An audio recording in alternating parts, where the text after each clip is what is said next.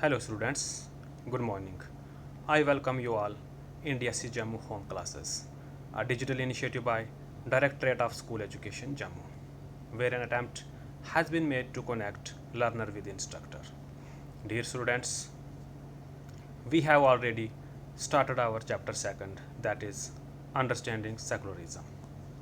And our today's topic is difference between Indian secularism and secularism of other countries.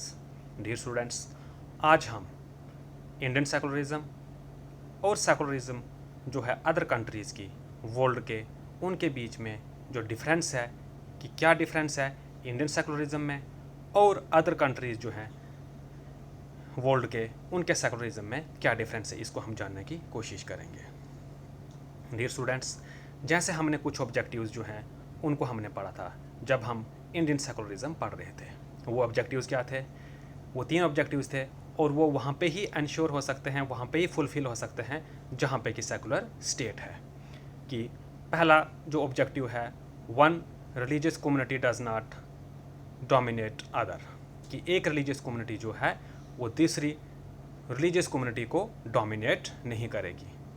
दूसरा, some members do not dominate other members of the same religious community, कि एक ही religious community के अंदर जो एक particular section जो है peoples की, वो दूसरे लोगों के साथ में कोई भी जो डिस्क्रिमिनेशन है या इनजस्टिस जो है वो नहीं करेंगे. और तीसरा ऑब्जेक्टिव क्या था? The state does not enforce any particular religion और take away the religious freedom of individuals. जो स्टेट जो है वो किसी भी पर्टिकुलर रिलीजन को एनफोर्स नहीं करेगी या जो इंडिविजुअल्स की जो रिलीजियस फ्रीडम है उसको टेक अवे नहीं करेगी. और कहता है सम ऑफ द ऑब्जेक्टिव्स, इनमें से कुछ जो ऑब्जेक्टिव्स हैं ये जो हमने अभी पढ़े, तो इनमें से कुछ ऑब्जेक्टिव्स जो हैं are similar to those that have been included in the constitution of secular democratic countries in other parts of the world. दूसरे भी जो वर्ल्ड के दूसरी कंट्रीज़ जो हैं जो कि सेकुलर डेमोक्रेटिक कंट्रीज़ हैं, वहाँ पे भी ये ऑब्जेक्टिव्स जो हैं दे आर सिमिलर, कहीं ना कहीं ये एक जैसे समानता रखते हैं.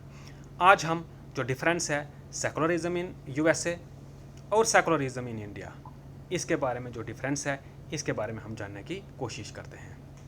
Dear students, American constitution came into force in 1789. 1789 में अमेरिका का जो कॉन्स्टिट्यूशन है उसका संगठन हुआ था. और इसकी जो पहली अमेंडमेंट है, first amendment of the US constitution held in December 15, 1791. और इसकी जो पहली अमेंडमेंट है, अमेंडमेंट का मतलब है कि उसमें सुधार, संशोधन, करेक्शन, अल्ट्रेशन करना, ठीक है. तो ये 1791 में हुआ था पहली अमेंडमेंट जो है यूएस कॉन्स्टिट्यूशन की. उसमें क्या प्रोविजंस निकल के आए? It makes the strict separation between state and religion. जो एक बिल्कुल स्ट्रिक्ट सेपरेशन जो है स्टेट और रिलीजन के बीच में, फर्स्ट जो अमेंडमेंट है यूएस कॉन्स्टिट्यूशन की, उसमें ये एक प्रोविज़न रखा गया कि यहाँ पे स्टेट और रिलीजन जो है वो एक दूसरे के साथ स्ट्रिक्ट जो है वो स्ट्रिक्टली सेपरेट रहेंगे. मीन्स इसका मतलब क्या है? That neither the state nor the religion can interfere in the affairs of one another. इसका मतलब क्या है? ना तो स्टेट और ना रिलीजन एक दूसरे के अफेयर्स में इंटरफेयर कर सकते हैं. और जो लेजिस्लेचर है can not declare any religion as the official religion. और लेजिस्लेचर जो है, अमेरिकन लेजिस्लेचर जो है, तो वो किसी एक पर्टिकुलर रिलीजन को ऑफिशियल रिलीजन जो है वो डिक्लेयर नहीं कर सकता है. ये जो फर्स्ट अमेंडमेंट है ये बताती है अमेरिकन कॉन्स्टिट्यूशन की. ना nor the can give preference to any one religion, और ना ही वो एक पर्टिकुलर रिलीजन को प्रेफरेंस दे सकते हैं. ऑन द अदर हैंड, अगर हम इंडियन पर्सपेक्टिव से देखें, इंडियन सेकुलरिज्म को देखें, तो there is no strict separation between religion and the state. ठीक है, यहाँ पे कोई भी एक स्ट्रिक्ट जो सेपरेशन जो है वो नहीं है रिलीजन और स्टेट के बीच में. हाँ, सेपरेशन है क्योंकि सेकुलरिज्म की डेफिनेशन यही कहती है कि जो रिलीजन है that is separate from state. लेकिन इंडियन सेकुलरिज्म को अगर हम देखें तो यहाँ पे जो कुछ ऐसे प्रोविजंस हैं, यहाँ पे ऐसे कुछ प्रोविजंस हैं प्रावधान है जहाँ पे कि जो स्टेट है वो इंटरवीन कर सकती है जो रिलीजियस अफेयर्स हैं, ठीक है। जैसे कि फॉर एग्जांपल बैनिंग अनटचेबिलिटी, ठीक है। एक हमने कुछ स्ट्रेटजीज पढ़ी हुई थी जब हम इंडियन सेकुलरिज्म को पढ़ रहे थे, strategy of distancing itself from religion, दूसरी हमने पढ़ी थी स्ट्रेटजी ऑफ नॉन इंटरफेरेंस, और तीसरी हमने पढ़ी थी स्ट्रेटजी ऑफ इंटरवेंशन।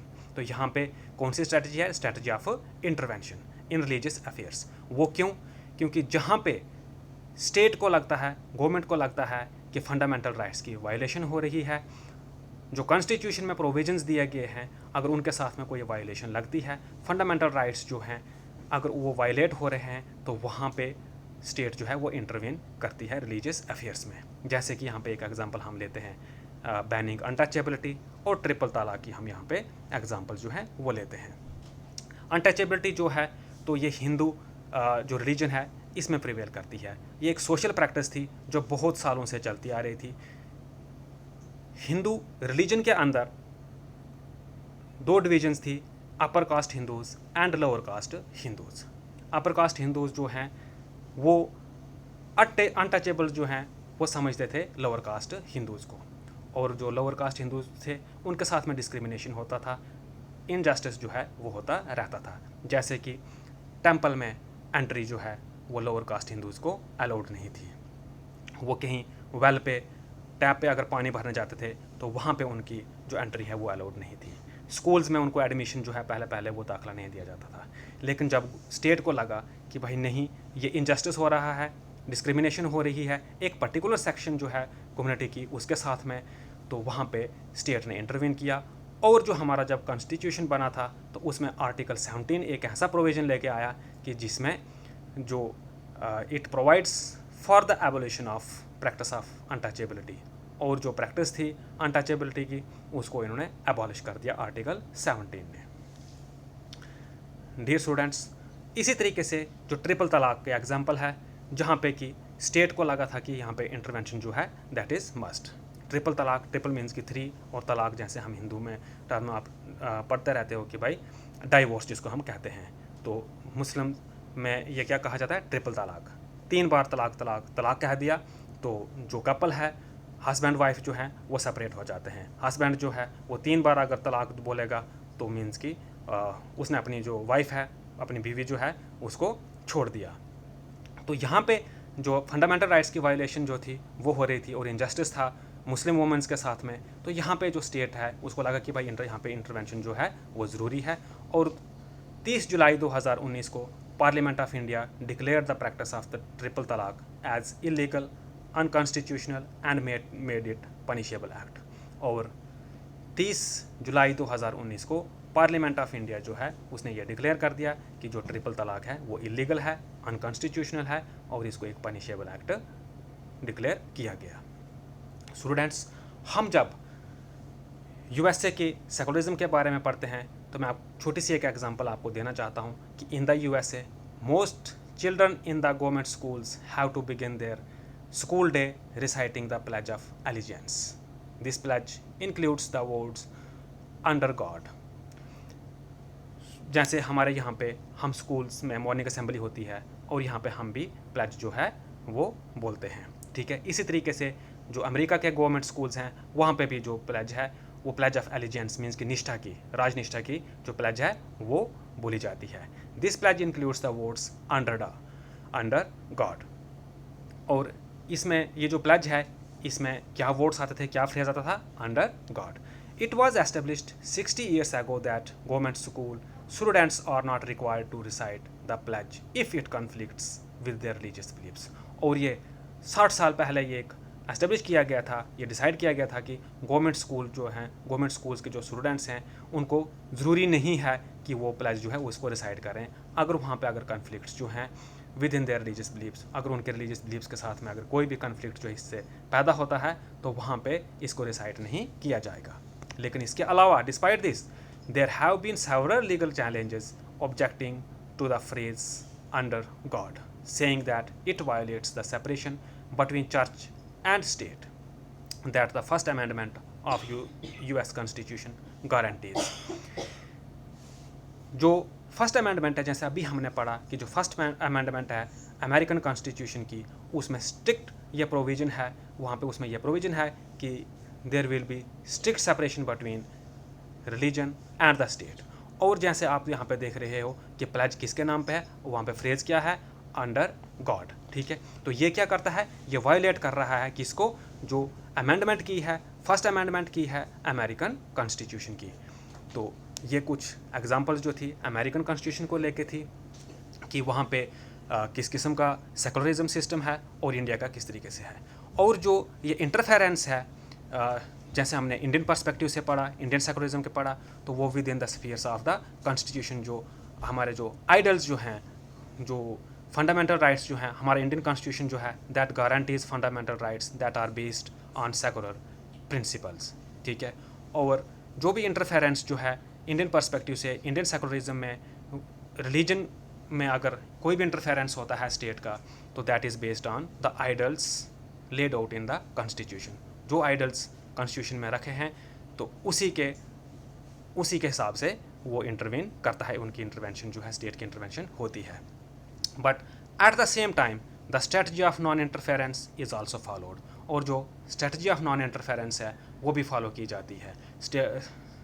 जो स्ट्रेटजी ऑफ नॉन इंटरफेरेंस क्या थी कि रिलीजियस मैटर्स में इंडिया में स्टेट जो है वो इंटरफेयर नहीं करती है।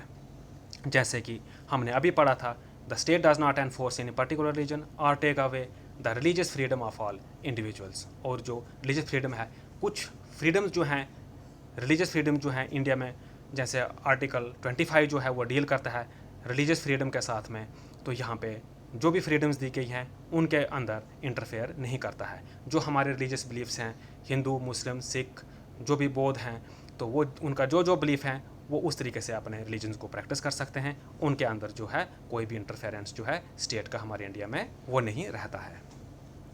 और ऑन द अदर हैंड अगर हम फ्रांस की बात करते हैं, तो फ्रांस में क्या है कि फरवरी 2004 में एक लॉ जो है वो पास किया फ्रांस में। France passed a law banning students from wearing conspicuous religious or political signs or symbols such as the Islamic headscarf, the Jewish skull cap or large Christian crosses। ठीक है, फ्रांस में एक law पास किया 2004 में, जिससे कि उसने ये बैन कर दिया कि कोई भी स्टूडेंट्स जो हैं वो जैसे इस्लामिक हेड स्कार्फ पहनते थे, ठीक है, अपने हेड को मतलब कि जो स्कार्फ पहनते हैं, जीविस जो स्कल कैप पहनते थे, उनको वो बैन कर दिया गया। और जो लार्ज क्रिश्चियन क्रॉसेस जो होते थे, जो साइन है क्रिश्चियन का, वो अगर पहन के जाते थे, वो सब का सब बैन किया। जैसे कि हम अगर इंडिया के पर्सपेक्टिव से देखें तो हम ब्रेसलेट्स जो हैं या गले में कोई पेंडल्स हम वगैरह डालते हैं, तो उस पर हमारे जैसे गुरुद्वारा बना होता है, किसी माता का फ़ोटो बना होता है, शिव जी का, गणेश जी का, किसी भी गॉड या गॉडेसेस का, तो यहाँ पे ऐसा बैन नहीं है। या आप देखते हो जो ब्रेसलेट्स हम पहनते हैं उस पर बहुत सारी हमारे जो हिंदू डिटीज़ जो हैं या मुस्लिम्स की, जैसे आप मक्का का देख लोगे, वहाँ पे वो बना होता है या अल्लाह लिखा होता है। तो यहाँ पे ऐसी जो चीज़ें हैं जो रिलीजियस फ्रीडम है यहाँ पे बैन नहीं है। This law encountered a lot of resistance from the immigrants who are mainly from the former French colonies, Algeria, Tunisia and Morocco। ठीक है, इसके खिलाफ बहुत ज़्यादा रेजिस्टेंस भी जो है वहाँ पे हुई। जो इमिग्रेंट्स थे, जो बाहर के कंट्री से फ्रांस में आए हुए थे, तो उनकी तरफ से बहुत ज़्यादा रेजिस्टेंस भी जो है वहाँ पे देखने को मिला था। In the 1960s France had faced a shortage of workers and therefore had provided visas for these immigrants to come and work in the country। और देखो 1960s की बात है कि जब फ्रांस में बहुत ज़्यादा शॉर्टेज थी वर्कर्स की, लेबरर्स की, तो उन्होंने क्या किया कि जो उनके मतलब कि फ्रेंच कॉलोनीज़ जो थी, अल्जीरिया, तुनीशिया, मोरक्को का, वहाँ के लोगों को उन्होंने क्या किया, फ्री वीज़ाज जो हैं वो प्रोवाइड करवाए और उनको इनवाइट किया कि आप आओ और हमारे देश में काम करो।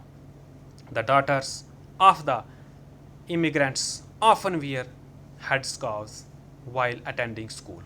और जो बच्चियां हैं, जो डॉटर्स हैं इमिग्रेंट्स की, जो इन कंट्री से, वहाँ से, कॉलोनी से वहाँ पे आए हुए हैं, तो वो क्या करते हैं, वो पहनते हैं हेड स्कार्फ जो है, उनका जो एक कल्चर है।